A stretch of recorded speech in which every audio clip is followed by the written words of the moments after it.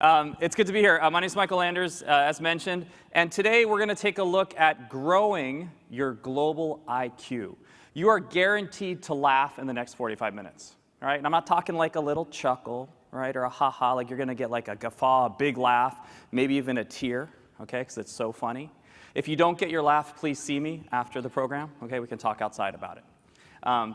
Seriously. We are going to take a look at your global IQ today. Now, you might be asking yourself, what is global IQ? Anybody know? It's okay, you're all hired. No worries. Okay, so let's take a look at this. We know what IQ is, yes? Okay. We know what EQ is, your emotional quotient, right? How well you understand your own emotions, the emotions of others. How about CQ? C stands for the Sesame Street fans, you're like, cookie? Culture, cultural quotient, how well you know other cultures and countries. And then what's trending now is DQ. Anybody know what DQ is? For some of you, it might be like Dairy Queen. How well I know the Dairy Queen menu? Now, what do you think, DQ? We are in the fourth industrial revolution, and we are living in a what type of economy? Digital. So DQ is your digital quotient. Good. How well you know all of this data coming at you. And today we're going to take a look at this idea of global IQ. Right? And global IQ has two components. It's kind of interesting. We look at one, which is our crystallized intelligence. Okay? And your crystallized intelligence is your ability to do everything that you do today. Okay? Negotiate, build relationships, influence, sell, whatever it is, your ability to do all of that today with all of the data that you've acquired to this moment. So all the information that you've acquired to your life is your crystallized intelligence. And we love crystallized intelligence because it's about certainty. This is the way, right? You don't have to question it. It's about absolutes. E equals MC squared always, okay? It's also about history, science, math, religion. The world is flat. No, it's round. Now it's flat, okay? Everything that's certain and that we know doesn't cause us a lot of stress. It's about laws. Okay? And it's really good to know what's crystallized in you, right? And where you're operating from. The theme of this conference is Sin Fronteras, right? Without borders, right? And we're starting to look at crystallized intelligence. While it's good for you, it can create a lot of unseen, unknown borders in your mind, within you and others. So we'll take a look at what's programmed and what's crystallized in you today. On the other side, we have this thing called fluid intelligence. And that's your ability to do all those things that we talked about, everything that you do, right? Influence, sell, negotiate, build relationships, build trust, connect with people, connect with employers, connect with candidates, with new or novel approaches, right? And fluid intelligence is about ambiguity, right? And for some of us, we're like, don't know if I like too much ambiguity, right? It's about multiple answers, right? Well, here's all the different answers that it could be versus just this one. It's also about what was red is now blue. So real quick, Pluto, a planet? No, yes. Yesterday, no. Today, yes. Tomorrow, maybe, right? How about eggs? Good for you, bad for you? Good? Anybody say good? Anybody say bad? Anybody still don't know where they are? All right, cool. So what was red is now blue. It's always changing. Right? Especially in our fourth industrial revolution. So much data, so much information is coming at us, and new information at that it's putting into question pretty much everything, the way we think of things, all right? How about no answer at all? You like when that happens? You go to the doctor, what's wrong with me? Don't know. No, we don't like that. But yet, fluid intelligence is about that. So what's global IQ? When we look at global IQ, it's about you recognizing and understanding your crystallized intelligence, what's programmed in you, to in turn grow and build your fluid intelligence. That's what global IQ is. So that's what we're going to do today in the next 40 minutes or so. We'll take a look at what's crystallized, what's programmed in you, and where and how can you look at ways to be more fluid in your intelligence. From everything from a job interview, to hiring somebody, to building relationships. Whatever it might be, okay? Cool. So real quick, so you know who's talking to you, because some of you in your crystallized intelligence might be thinking, what is this white American guy talking to me at Sin Fronteras? Like, what the hell? Anybody kind of thinking that? Oh, you guys are being really nice. Good. So some people are honest back there. I appreciate that. Okay. Well, here we go. Now I'm gonna challenge your crystallized intelligence. I'm originally from Boston. Okay. Woo! Anybody from Boston? All right. Here we go. Anybody not from Boston? All right. Good. At least they're not going boo, right? Okay. Cool. When I was 3 years old, we moved to Bogotá, Colombia. Colombianos aquí? Hey. All right. De 3 a 15, from 3 to 15, I lived in Bogotá. Okay, coming back to Boston every summer. Now you see, your fluid intelligence is starting to tweak a little bit. Ah, ya eres Latino, pero bueno. No hay problema, entonces. Oh, he's Latino, so that's cool. It's all right now. Now I'm going to listen to him. Before, un poco no, pero ahora sí. You see that? You see that bias? Everybody. Teasing. After Colombia, we moved to Brazil. Brasileiro aqui? Hey, falou, legal. Tudo bem? Tudo jóia? Tudo ótimo. Brazilians have like 10 words to say they're good. Tudo ótimo, tudo jóia, tudo beleza. It's amazing, it's beautiful. I love that, it's good, they're super positive, okay? Then, Santo Domingo, Dominican Republic, we moved again. Dominicano aquí? Oi! Coge la guagua, mira la jeva, nos fuimos ya. Right? When I moved from Colombia to Dominican Republic, I went into a store for the first time. I'm like, sí, por favor, me da dos gaseosas. Right, my Colombian accent, can I get 2 soft drinks? The Dominican guy's like, oye, man, aquí, ¿qué tú dices aquí? He's like, what the hell? I had to change my Spanish. Coja la guagua. ¿Qué un guagua? Mira, está ahí. Oye, ¿qué tú quieres? ¿Vivo o no? All right. So 3 high schools, 4 years, 3 different countries. Right now in your crystallized intelligence, you're like, I wonder what his dad did. Anybody wondering what my dad did? And I'll say to you, how come it wasn't my mom? Okay, so it was my dad. Pero mi mamá trabajó también. My mom worked as well. My father ran international schools, kindergarten through 12th grade. Okay, American international schools, or he worked for the CIA. I really don't know. I'm going to say that the school is probably, yeah? Okay. If you ever saw Narcos, anybody saw Narcos? Yeah, right? I grew up in Colombia during that time. Narcos is not true. It didn't happen, none of that. No, I'm kidding, it happened just like that. Yeah. You're questioning, though, it's good. Okay, so after the undergrad, I went to University of Miami. Okay, sorry, UCF, all right, Miami, what's up? 2 weeks after graduation, I moved to Japan. I lived in Japan for a couple of years, working for traditional Japanese companies, preparing Japanese doctors for life overseas. Came back to the US, I got a master's degree in intercultural relations. Yes, you can get a master's in intercultural relations, okay, it's true. Worked in New York City for many years, international HR, and I've been in California. I'm based in San Francisco, probably for the last, yeah, San Francisco, California, right? Fires, woohoo, earthquakes, yes, okay, it's pretty bad. But I've been there for the last 15 years, and my company, Culture Crossing, we work with a lot of startups. We work with established companies, your Apples, your Googles of the world, your SAPs. And we work on culture, how to cultivate cultures of high performance, how to cultivate cultures with a global mindset, cultures of functions, the culture of sales in an organization, the culture of customer service. And for the last many years, I've been going around the world and the country doing workshops with people. So I'm going to share with you today a little bit about what I've learned and also learn from you. And just for your information, I've done this workshop that we're going to do, a version of this, to over 50,000 people around the world in the last 10 years. So we have good data, right? So it should be fun. As I said, you'll get some laughter out of it, but also learn and then also teach. I look at everybody teacher, everybody student. So if you disagree with what I'm saying, you know, some thoughts, there's about 16 doors, so please. Now, I was just testing if you're listening. If you disagree, please, I'm not telling you I have the answer. I'm not even telling you I have an answer. What I'm sharing with you is what I have heard from people and what I have observed. But please feel free to debate, discuss. You guys are at tables on purpose, small rounds. If you're sitting by yourself, feel free to join another table so you can discuss as we are going to do some interactive questions, okay? Cool. So every time you interact with anybody, doesn't matter where they're from, could be from your same hometown, you have what I call a culture crossing. And you can substitute culture for candidate, customer, client, company, whatever it is, right? Basically, you have 2 cultures intersecting, crossing, right? And 2 things can happen at every time you have one of those, right? One, you can have culture connections. And we love culture connections. We say things like, I like working with him, I like working with them, her, and people say, why? And you say, they get it. Have you ever said that about anybody? They get it, all right? Yeah, you're like, they get it. That company, they get it, right? What do they get? You guys are like, it, all right? And why do we like it? And what happens when they get it? What happens at work when you get it? You get included. Guess what else happens? You get promoted. It's true, right?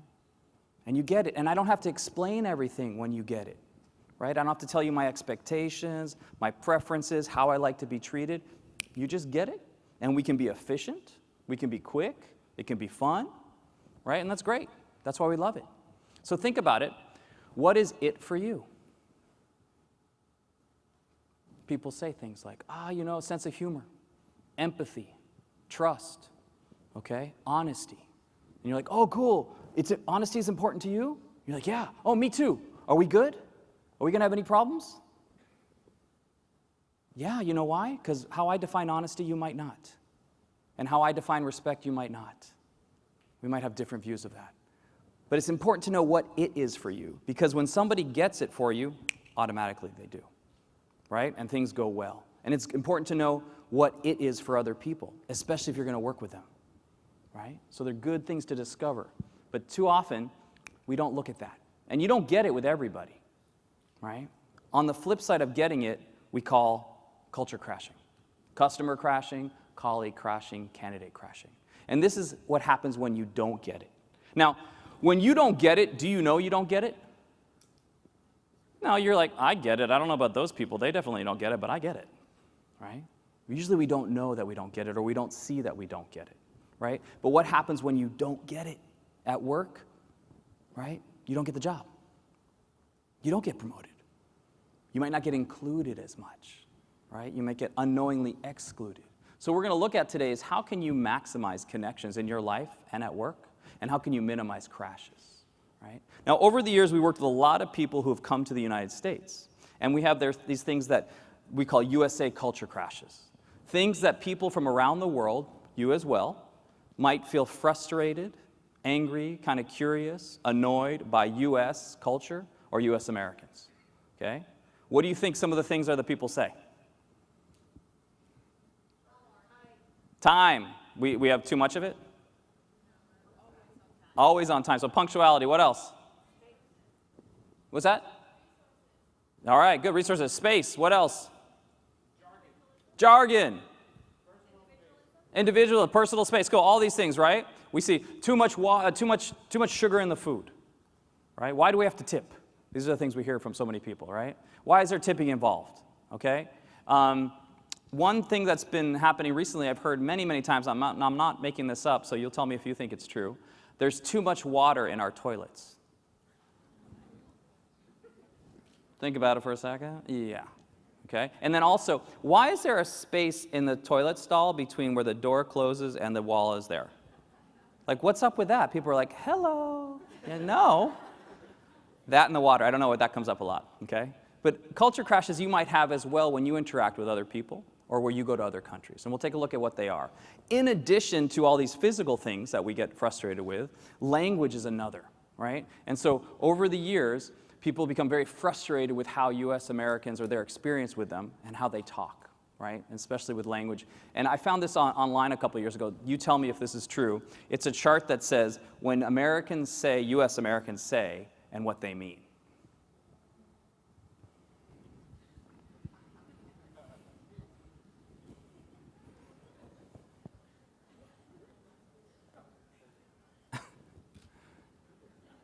Yeah? Yeah? Not saying all U.S. Americans, but this is kind of what people say very often. Everything is awesome. It's like the Lego movie. Everything is awesome. How was your weekend? Amazing. All right? In my experience with Latin Americans over the years, growing up in Latin America, obviously, and working with lots of them, one of the biggest frustrations they have is when U.S. Americans go, hey, how are you? Right? My German colleagues find this frustrating as well. And my German colleague might be like, well, I had a difficult weekend. My stomach was a little upset. Okay, and the US American's like, good luck with that. Okay? Like, what? You know, because in Latin America, like especially in Colombia, it's like, hola, ¿qué tal? ¿Cómo le va? Hey, how are you? What's going on? No, bueno, aquí, tú sabes. No, y tu mamá, tu papá, no, todo bien. ¿Y vos, qué tal? How's your family? Talk, talk, talk. And then it takes us like 4 or 5 times to say goodbye, but finally we do say goodbye. Like the despedida, the goodbye takes like 8 times, sometimes on the telephone. Bueno, chao, ahora sí, bueno, ahora sí, chao. No, pero cuéntame. Bueno, ahora sí. Okay? No, right? It happens. So that's a big one that frustrates people. The other one for the U.S. Americans is like, hey, how was your weekend? You know? And they're like, oh, well, it wasn't bad. We did all things. Okay, good luck with that too. Right? So from the other perspective, they're like, Americans are rude. They ask me how I am. They don't listen. And the U.S. Americans are like, dude, you just talk too much. I just said hello. Right? Because hi, how are you in U.S. speak for most of us, not everybody, but it's mostly just like, hey, what's up, dude? How's it going? So it's like, hey, how are you? Good. Good weekend, right? Now, if I ask you, so what did you do this weekend? Now I'm telling you, guess what? I'm interested. The other one that's hard is, let's get coffee sometime, right? I'll do that with my European colleagues. Hey, let's get coffee sometime. They'll take their phone out. They'll be like, okay, when? Right? And then I'm like, you know what? Let's stay in touch. Okay, no, I'm kidding. I don't do that. But you're right. And it's just because they don't know. So I find that the majority of our culture crashes in life, even with relationships, new relationships at work, even at home, are because I don't know your chart. And guess what? This is when U.S. Americans say, but each of you, and me included, has your own chart. And if I know your chart, guess what? Connections. And if I don't know your chart, chance for crashes, right? So as you get to know people, you'll see the words that they use, understand. If you work with different companies and you're interested in going to different cultures within companies, you'll learn the language, right? There's some things that people tell me, I'm like, what are some words that happen in your company? And people are like, oh, when we say interesting, that means not interesting.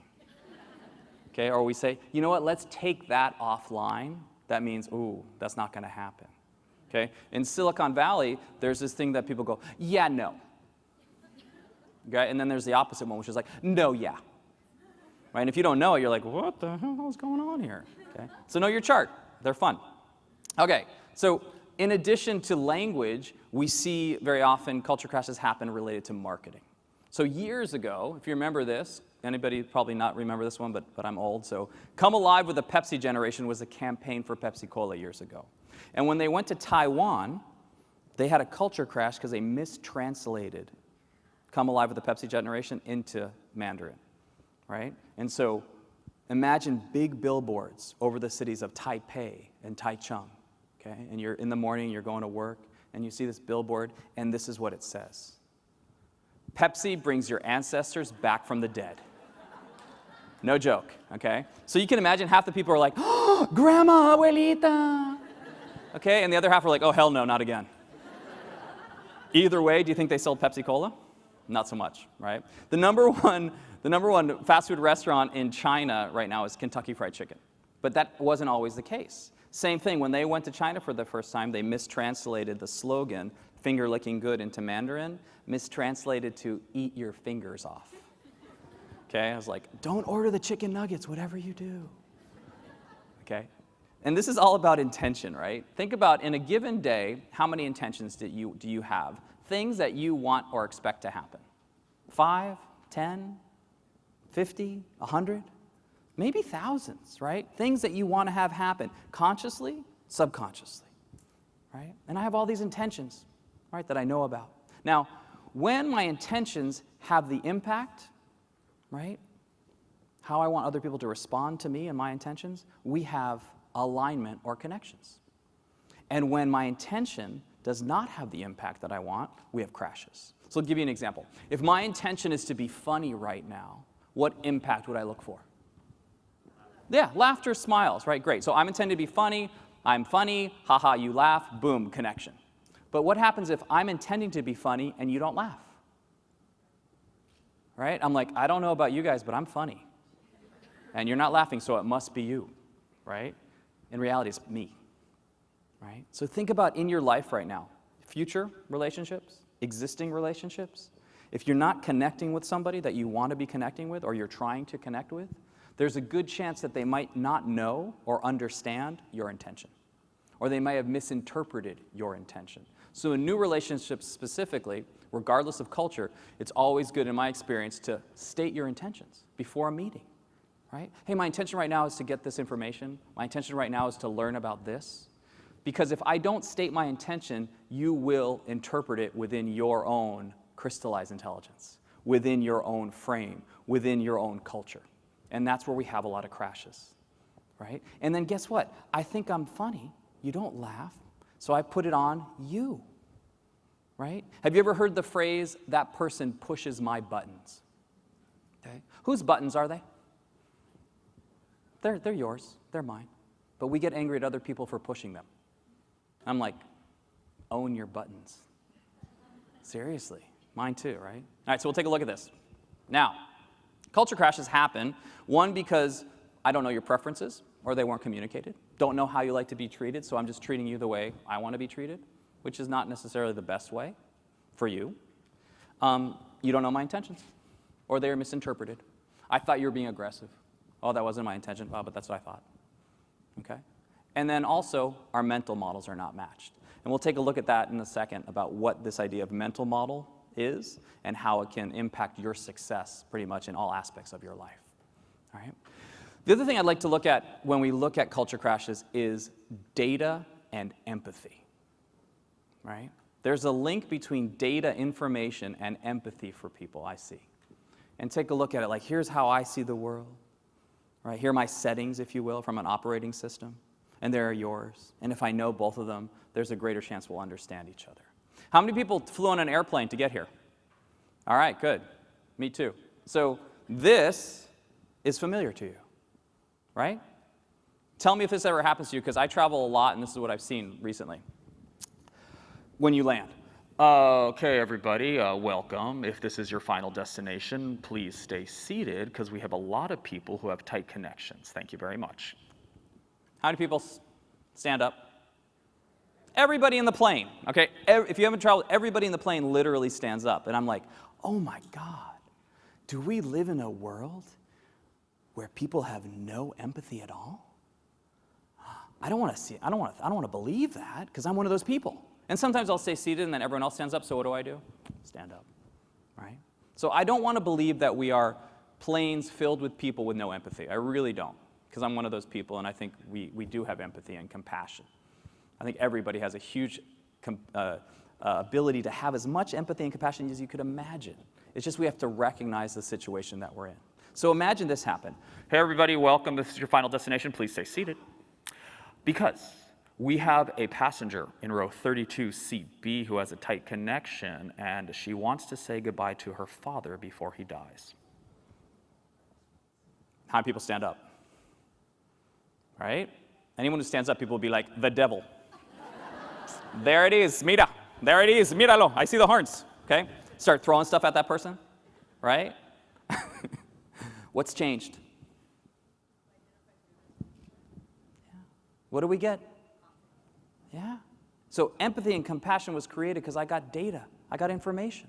So think about it. Have you ever seen somebody, worked with somebody, associated with somebody, and you had a certain impression of them over the years, and then you found out something about them that you didn't know, and you might have seen them in a very different light? Okay? Have you ever defended anybody in your life? People are talking bad about that person. You're like, no, you just don't know him. You don't know them. Yeah? What don't they know about me or that person? Certain data, my style, right? So there's this link between data and empathy that I see. And we can take a look at how we can grow that. And that basically links to this fluid intelligence. Okay? Now, this might happen to you sometimes, because it happens to our devices. They lose their ability to function and they crash. Right? But it happens to us as well. I get that wheel sometimes when I'm working with people, right? I'm like, they don't get it, right? We have to look at our own cultural programming. When your devices crash, engineers go in and update your code, and then you get an update or a patch, right? We're no different. We're filled with code as well. Our code is not digital, analog, or quantum, okay? Our code is human and cultural. And when do you think you become programmed? At birth? Yeah? Last 3 months of pregnancy, the baby can hear language. But then you're born, you're told what's right, what's wrong, what's good, what's bad, right? And you continue to get reinforced. You get a job, you go to work, you go to college, what it is, you see all the ways that people operate, and then you learn how to do it that way. But then you, like me, every once in a while will encounter other human cultural code we don't recognize, and we get that wheel. We crash, right? So our question is, how do we get updates on our cultural code, right? Well, that's what we'll do today, all right? We'll take a look at it. We're already taking a look at what our code is, then see where we could update ourselves if we want, okay? So in addition to that, how do you avoid culture crashing? Data's good. Listening's good, right? Questioning's good. Recognizing your own cultural quotients, right? Your own intelligences are good. In addition to that, we also take a look at awareness. And in life, there's 4 stages of awareness that I see, right? First stage is unconscious incompetence. What does that mean? You don't know that you don't know, right? And the question is, if you don't know that you don't know, how can you become aware of the fact that you don't know that you don't know if you don't know that you don't know that you don't know? Si no sabes que no sabes, how do you become aware of the fact that you don't know? Anybody? You're like, I don't know. Right? What has to happen? Someone has to what? Someone has to tell you, or you have to fail multiple times. Okay? And I'm going to give you an example. Here, I'm going to walk over here. Watch out, he's getting off the stage.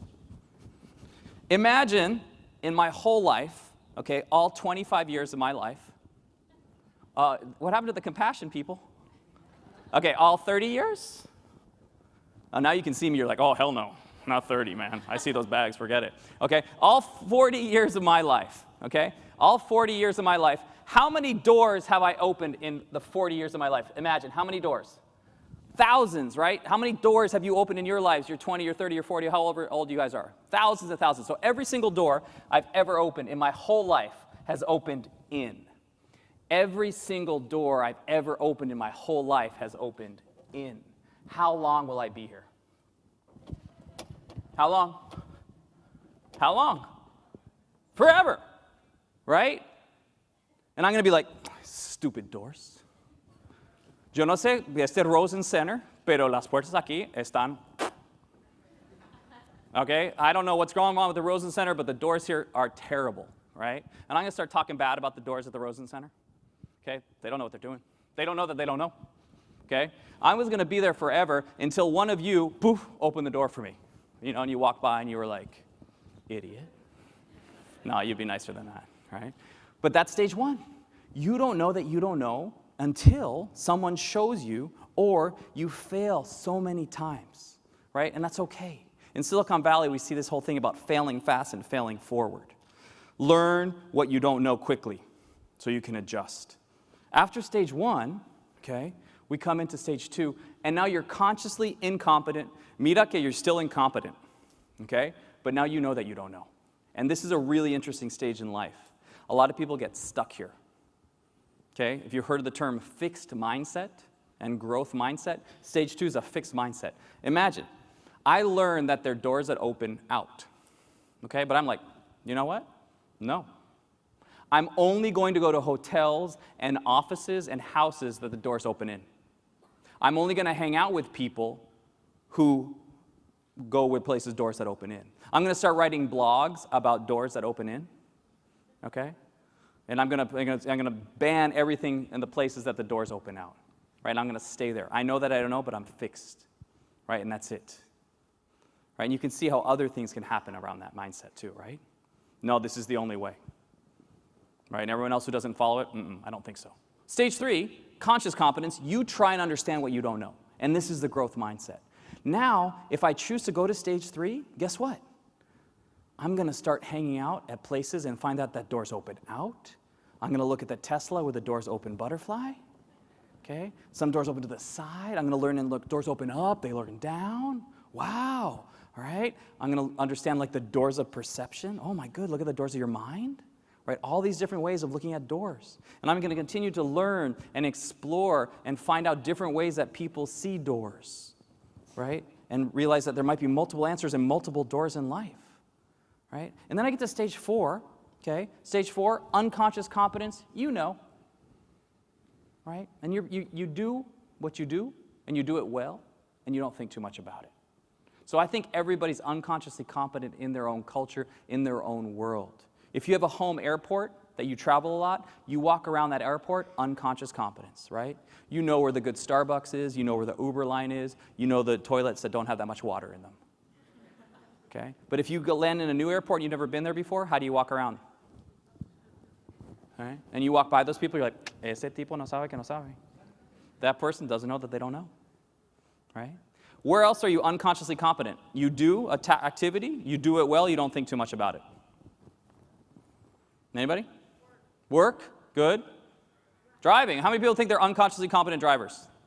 Good. Okay, for those people who don't raise your hand, no offense, but I'm not going to get in the car with you. Okay? There's one test to tell if you're unconsciously competent. You want to take it real quick. Have you ever been driving before, right? You're doing your thing, right? And then all of a sudden 5 or 10 minutes pass, and you find yourself at home. And you're like, how the hell did I get here? I mean, yo estaba en la autopista, I was on the highway, I took like 3 exits, 3 lights, and boom, there I am, right? If that's ever happened to you, could imagine that happened to you the first year of driving? No way, right? Unconscious competence. Now, unconscious competence isn't a bad thing, you know, right? At work, we try to become that way. But guess what? I know what to do in my job, and I do it well, and then I'm trying to do it with you, and guess what? You don't get it. And what happens really is that puts us back to stage 1. And many of us don't like to go back to stage 1 when we think we're at stage 4. But life is a series of going back to stage 1 again and again. First year of high school, stage 1. Senior year, 4th year, stage 4. Right? First year of college, if you went, yeah, stage 1. Last year, you're like, I got this. First couple weeks of a job, after you've been in a job for a while. Right? And then a new task and new people puts you back every time. So embrace those moments. Recognize them, see what's going on, and question yourself, hey, what do I not know about this? What do I not know that I don't know? You know, and share with people if you see them in that stage. Hey, you might realize actually that door actually opens out. Oh, cool.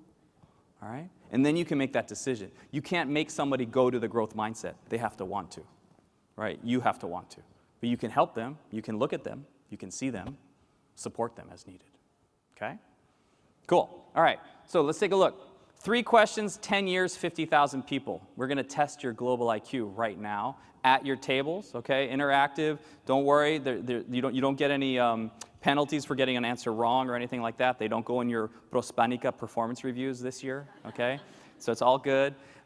You can search online if you want, but you're not going to find the answer. So use this device. I'm going to give you a minute or 2 per question, and then I'll debrief and share what the answers that we've got from around the world, okay? So our first question, what is a gesture, un gesto, that means the same thing in all countries or cultures? In a minute, go ahead, do it around your table.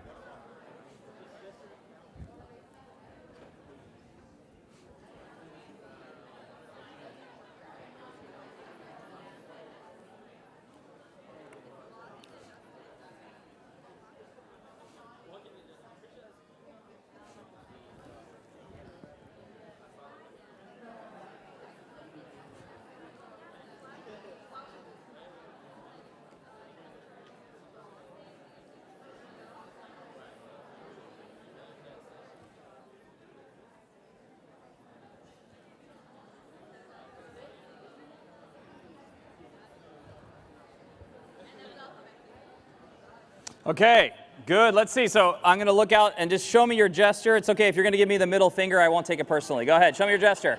Let's see. Okay, got hands up. Number 1, thumbs up. What else over here? Waving. People are waving to me. What else? Some people are, hey, double wave. Some people are smiling to me. Anything else? Clapping. Good. Thank you very much. Okay, good. I think you're happy. Okay, shoulders, shrug shoulders. Good. Anybody else? Nodding. Good. All right, excellent. You're all wrong. Babe, it's good. Don't worry. You don't know that you don't know until you don't know. So now you know. Okay? In this class, you want to be wrong. So I'll go over all the gestures. Anyone else have one that we didn't hear, that I didn't hear? Crying? Like this crying or real crying? Real crying is an emotion, so it doesn't count, but this would be a gesture. No, that's still wrong. But that's okay. Okay? Writing a check. Wrong, but good. All right? Okay. I will take them all. So I'm going to give you an idea. 50,000 people all around the world, there's been 2 top answers. Okay?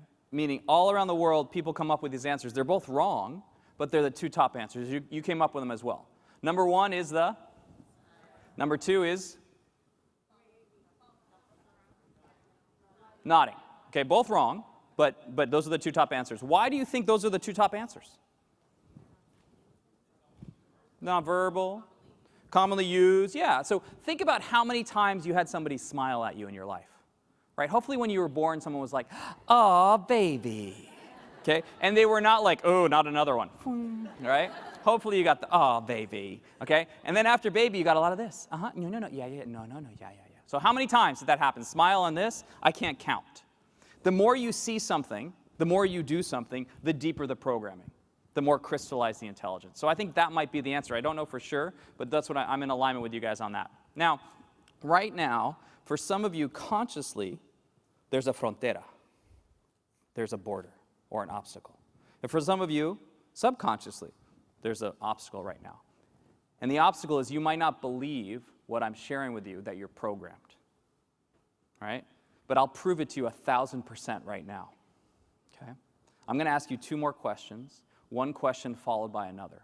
And I want you to answer me non-verbally, which means no words. Okay? So I want you to say yes or no to the question. They're yes or no questions.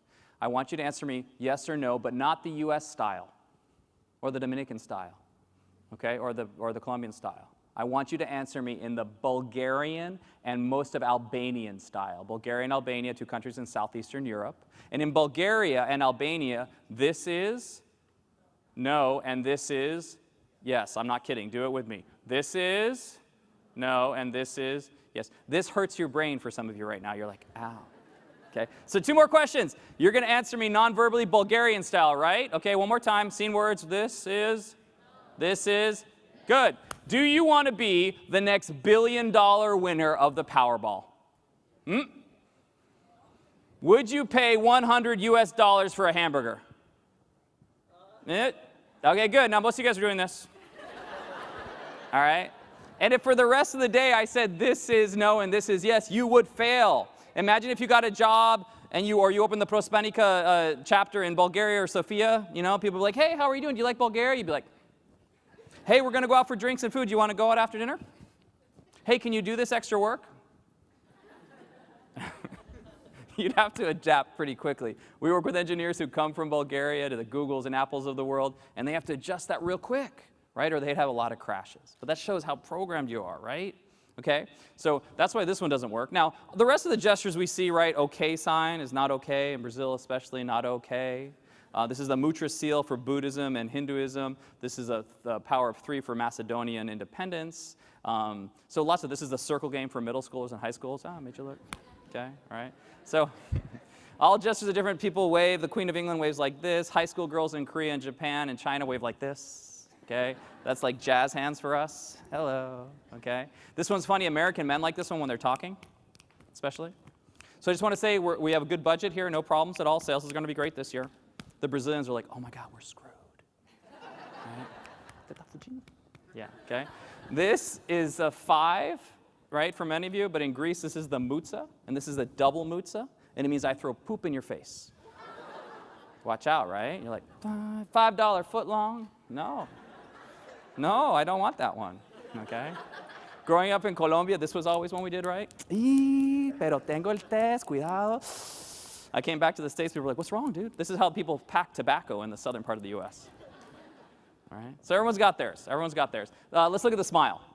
Because the smile is actually one that we all do the same way, right? All around the world, everyone tends to smile. But like most things in culture, this is on a spectrum. And you got super smiley people and super smiley countries over here, right? And then you got not so smiley people, not so smiley countries over here. Now, you might be from a not so smiley culture, but you might be a super smiley person, and vice versa. But on average, we see countries go along this line. Where do you think the United States ranks? Yeah, we're told super smiley, right? We're like, "Hey, how's it going? Everything's awesome, amazing. How are you? Don't really care." Okay? Super smiley, right? 80% of the time, maybe 70 or 80, we smile because we're happy or we want to show happiness, right? 10% of the time, we smile because we forgot your name. "Hey, you." "Oh, hi, you." Right? By the way, if anyone ever says "hey, you" to you, like at this conference, you're like, "They don't remember my name. It's right here on my badge."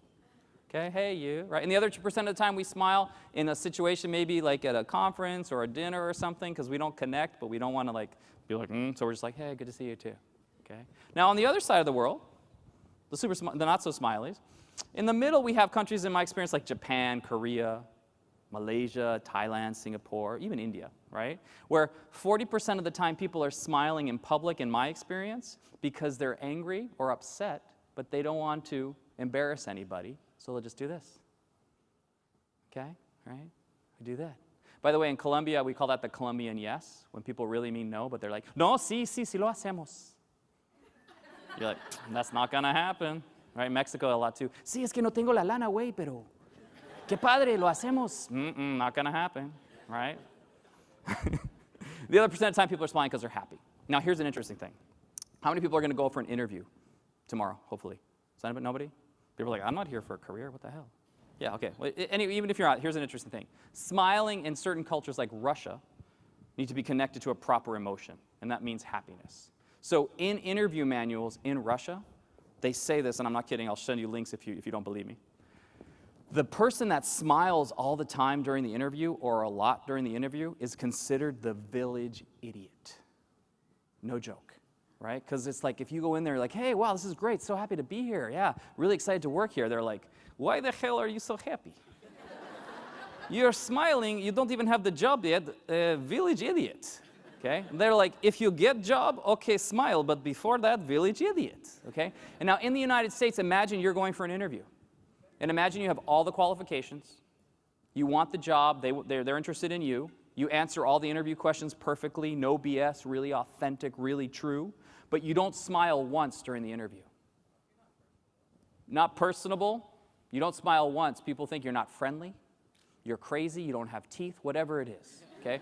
I asked that question to over 15,000 people in the US in the last year, and less than 0.001% would raise their hand saying they'd still hire the person, even if they had all the qualifications, even if they answered the questions correctly, even if they wanted the job. Just the fact that they didn't smile said no, right? So what's the answer to the question? What's a gesture that means the same thing in all countries or cultures? I haven't found one yet. Honestly, I have not. If you find one, let me know. So how can you use that data for your advantage, especially over the next couple days and weeks? People are like, well, Michael, then do I not gesture? I'm like, that'd be weird. Hi, welcome to Prospandica. Follow me. Please sit down. Okay, that would be odd. They say, learn all the gestures from around the world. I'm like, good luck with that one. I've tried it. There's too many. Okay, so there's two things. One, gestures without words is what gets us into problems. Can I have two? Good, okay. But if you don't know that,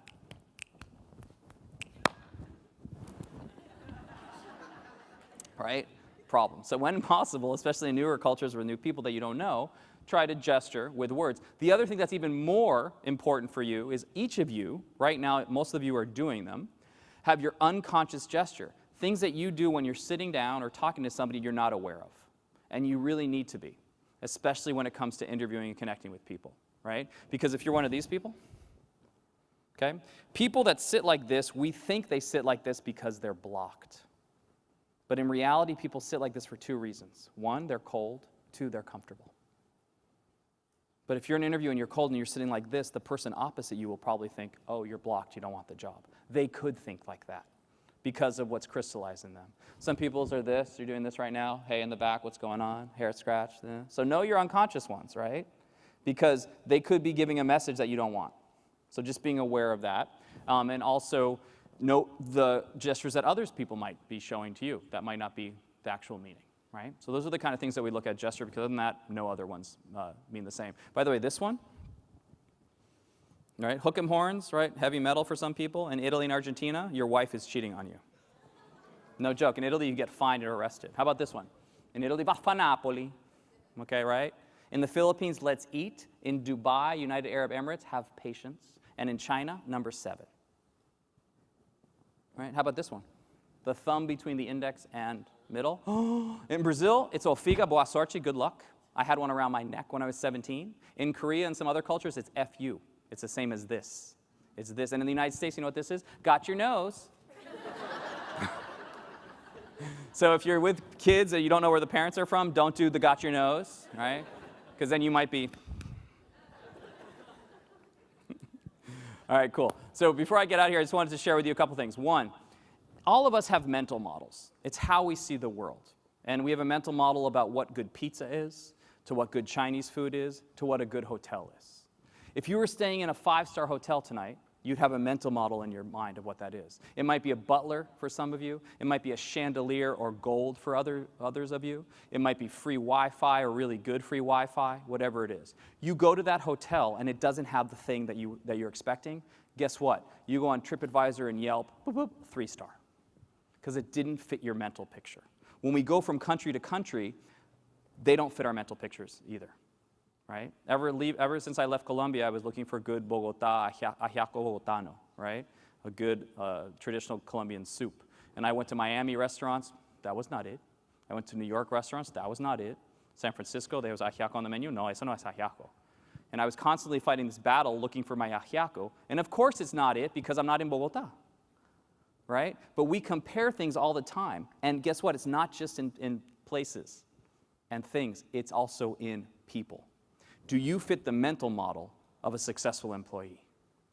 If you're working within a company, do you fit the mental model of a successful person in your role that your boss might have, that your employer might have?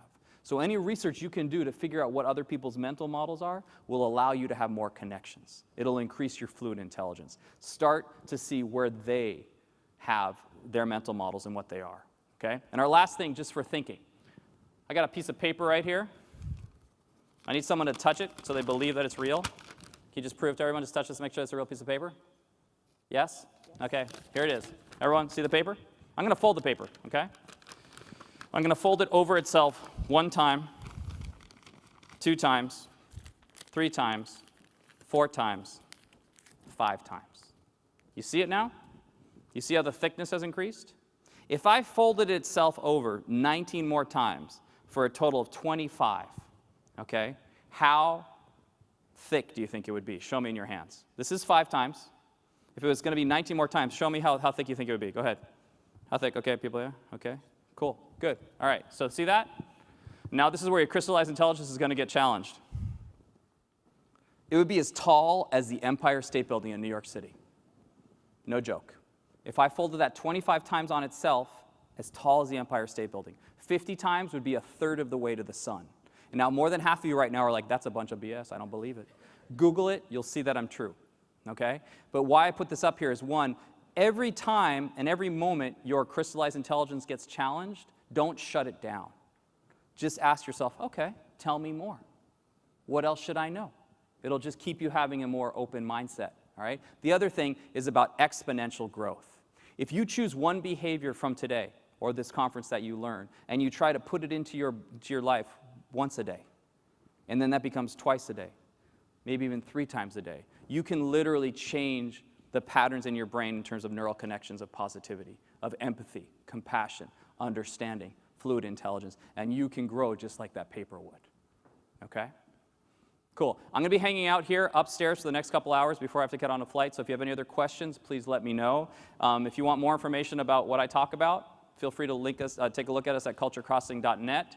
There's a book there that's all about this as well. If you read books and you like books and you read my book and you like it and you want to go to Amazon and in your mental model you like to put a positive review, please do so. If you read the book and don't like it, don't. No, I'm kidding. You can do that as well. If anybody else had any other questions for me, other than that, I will see you in the next couple hours. Feel free to stop by, talk with me if you'd like. Tell me you hated it, you loved it, whatever it is. I wish you luck in the rest of the conference today. Thanks for having me. By the way, clapping is not universal gesture. In parts of Pakistan, instead of clapping, they throw money. So feel free.